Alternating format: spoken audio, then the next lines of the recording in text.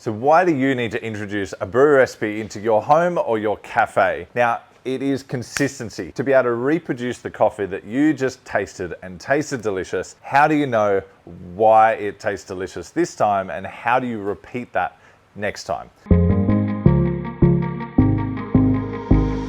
So there's three main elements to a brew recipe. You've got your dose, which is the amount of coffee ground into your basket. Now this dose can be whatever you want. You got an 18 gram basket, you use 18, 19 grams. You got a 21 gram basket, you're using 20, 22.5 if you're an artistic account and you have the right equipment that suits that good amount of coffee. For us, in a 21 gram basket, that's 22.5. So I got, 22.4 there, which means I'm happy with that. I'm gonna roll with that.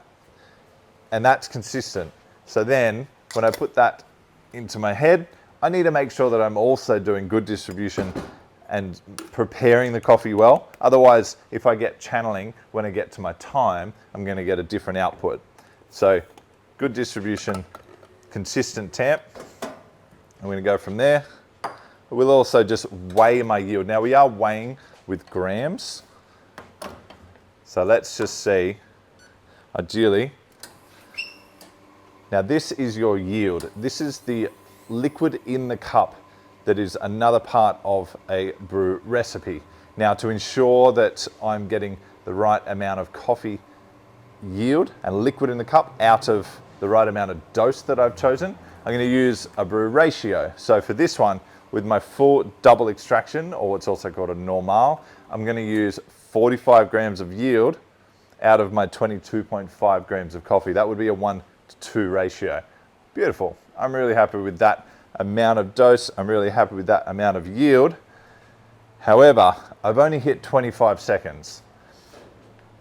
If you are not always watching your shot times, and if you're new to coffee and you just jump on a machine and you don't have a brew recipe, you would probably serve that to a customer. That's 25 seconds. Now my brew recipe being right now, I really enjoy it at 30 to 32 seconds. That it's just a little bit too sour for my liking. I know that our coffee can be better. Now, I obviously can't drink every customer's coffee, but I know that if I come under that goal time of 30 to 32 seconds, I would expect a potentially sour note to come through that coffee. So I want to make an adjustment so that I can get back to my optimal time. I hope I don't go over, because once I do get over my optimal 32 seconds, I start to bring in some more bitter flavors. And this is why you need a brew recipe, because I can't drink every coffee. I just need some metrics to follow. They're going to help me make great tasting, consistent coffee. And it does mean that it doesn't matter who's on the machine. Any staff member can jump on the machine, run a shot. They know they've got the right amount of dose in there. Train them on how to do distribution, good tamping, program the machine to give you the right amount of yield in the cup. Then the only variable that you're now having to worry about is your grind size. Now we've just eliminated temp, we've eliminated dose, we've got a good machine but with good volumetrics, which means now we can just focus on our grind size, and that's what's changing our extraction time and producing or getting you back to the brew recipe and extraction that you want. So I'm going to go a little bit finer.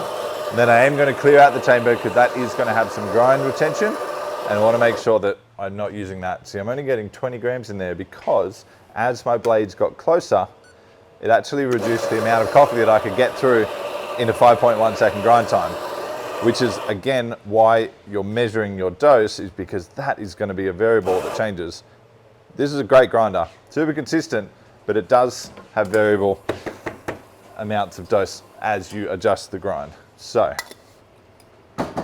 again, we need that good distribution.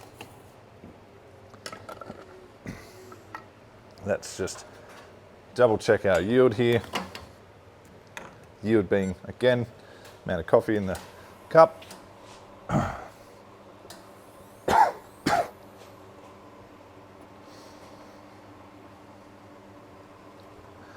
Beautiful. I can already see that we've got a little bit more control here. We might have slowed it down the right amount.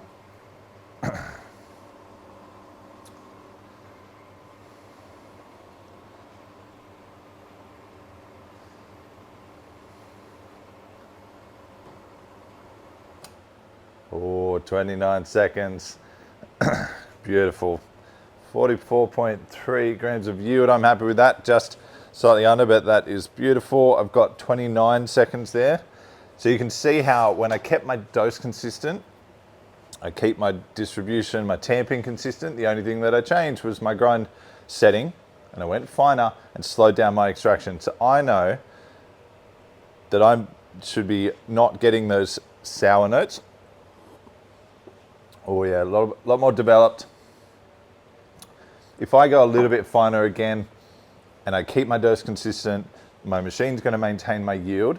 I will get to that optimal flavor for that particular coffee. That coffee right now is my Champion blend, available online.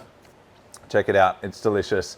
And that is how I know that my customers are producing the same coffee when they go out into their cafes. If you get an artistic coffee from somewhere, you know it's going to be consistent because they're running our recipes, they're measuring their dose, they're measuring their yields and their outputs so that they can be consistent. There's no differences between staff, and this is something that you in your cafe can implement today to make sure that you're consistent and it's repeatable every single day. And that is why you need to introduce brew recipes into your cafe. Do you already do it? Let us know in the comments below. Have you learned something from this video today? Can I help you? Are you in Australia and you want me to help you introduce this into your cafe? I'd love to hear from you. Put your comments below. We love to answer them. The community will also answer them. If you haven't already, subscribe to the channel. There's heaps more to learn about coffee. Like the video and hit the bell icon, and I will see you next time. Thanks guys. Bye.